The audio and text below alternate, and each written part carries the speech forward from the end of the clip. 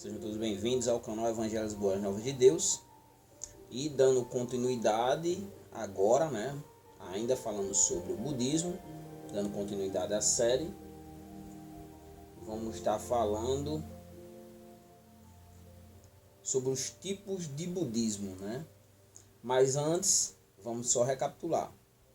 Já fizemos uma introdução na playlist, você vai ver.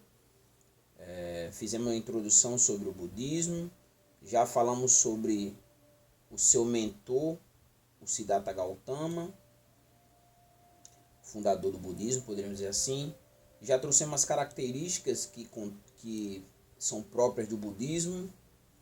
Falamos sobre as 4 nobres verdades da doutrina budista, o caminho óptico. E no vídeo anterior falamos sobre os símbolos no budismo, quando eu expliquei que toda religião tem a sua simbologia. E agora nós vamos falar sobre os tipos de budismo. Vamos primeiro entender o seguinte: toda religião, quando nós falamos, aqui está o Siddhartha Gautama, tá? Ainda quando era príncipe. Esse efeito é o sol aqui da janela. Para dar esse efeito aí, não tem nada, não está acontecendo nada não é nenhum efeito especial, mas é o próprio sol, para criar essa áurea religiosa. Então, toda religião, normalmente, quando você vai estudar ela, você vai observar que quando a religião nasce, ela nasce com uma doutrina, nasce com um viés, nasce com todo um corpo de ideia, religiosa. Só que o que acontece? Quando o seu fundador ele morre, normalmente, acontece cisões dentro do próprio movimento, o movimento ele vai se modificar, ele vai abraçar novas ideias, vai se expandir. Muitas vezes ele se restringe e permanece da mesma forma durante um período de tempo, mas sempre vai ser influenciado pelo meio no qual ele vive. Então, enquanto o Siddhartha Gautama, o Buda, era vivo, a religião ela se conservou,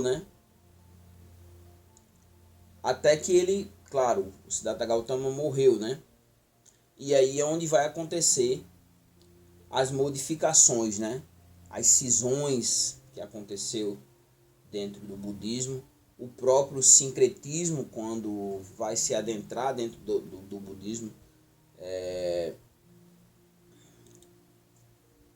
algumas vai se adentrar doutrinas ou ensinamentos de outras religiões, que vai fazer algumas modificações no budismo, vai trazer novas interpretações, poderíamos dizer assim, que é o sincretismo que normalmente acontece nas religiões, e o budismo, no caso em específico, não foi diferente. O budismo ele vai ter algumas escolas, mas as duas escolas principais do budismo é a Theravada e a Mahayana, E aí vem a questão, de nos questionarmos o que vai diferenciar essas escolas, E para entendermos essas diferenciações, temos que entender que as escolas são pautadas nos ensinamentos do Siddhartha Gautama, do Buda, o que se chama o Dharma, os ensinos do Buda.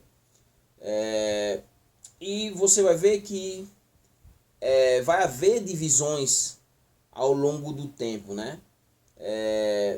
mas essas escolas seguem os ensinamentos do Buda, as 4 nobres verdades, mas na prática a interpretação que vai se dar, vai haver um pouco de diferença, vai haver a diferenciação, mas ambas têm o seu fim último, que é o caminho da iluminação, O que vai variar é o caminho interpretativo que cada escola vai seguir. A escola de pensamento budista, ou a vertente, ou a corrente teológica budista, a Theravada, né, é a vertente mais, poderíamos dizer, ortodoxa, mais antiga do budismo, né? Essa escola, ela é criada logo após a morte do Siddhartha, né? E vai dominar todo o sudeste da Ásia, né? Alguns países, por exemplo, como o Camboja, a Tailândia, segue essa linha, a linha Theravada, né? E essa linha segue as tradições ortodoxas que prevaleceram na Índia durante 2.600 anos, né? A base do qual ela está inserida vai ser as escrituras Tipitaka, né? Que é as escrituras budistas, né? E nos ensinos que foram recitados, a Tipitaka, né? Foi os ensinos que foram recitados pelo Siddhartha Gautama, o Buda, né? Que é o caminho que leva à iluminação, através do esforço da pessoa, do indivíduo, né? Ele vai chegar a essa iluminação. A escola Theravada, ela tem uma visão mais sacerdotal, né? Partindo de que somente os monges eles têm autoridade, né? Para transmitir os ensinamentos do Siddhartha Gautama, né? E esses monges eles devem ser respeitados como também ouvidos, né? Então poderíamos dizer que é uma visão mais sacerdotal, mais fechada ali aos ensinamentos dos monges, né? Já a escola Mahayana, né?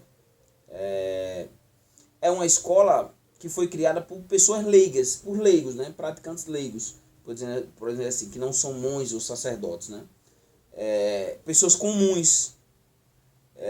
E essa escola acredita em dois pontos principais: o poder da compaixão, né? o poder que existe na questão da compaixão, e que cada indivíduo carrega dentro de si um potencial, né? Para o estado de Buda, para chegar ao estado de Buda, né? Os seguidores da vertente Mahayana, a escola Mahayana, busca a iluminação também, conseguem chegar a essa iluminação através de outros seres, que no caso não são os monges, como no caso da Theravada, mas são os bodhisattvas. Não sei se a pronúncia está correta, né? Quem são essas pessoas?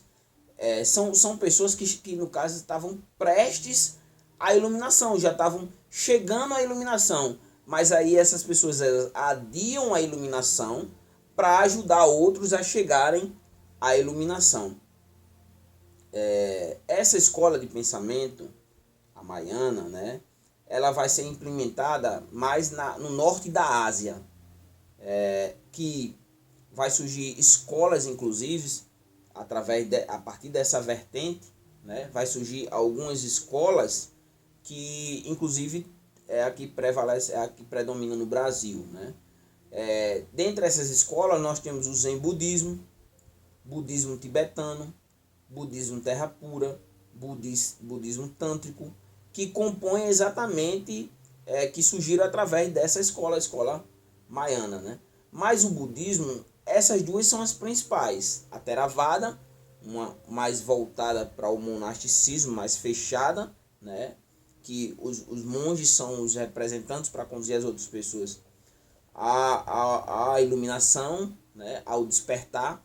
Mas no caso da Mahayana, já foi criada pelos leigos, então logo, através daqueles que estão chegando à iluminação, do qual levam o nome de bodhisattvas, né?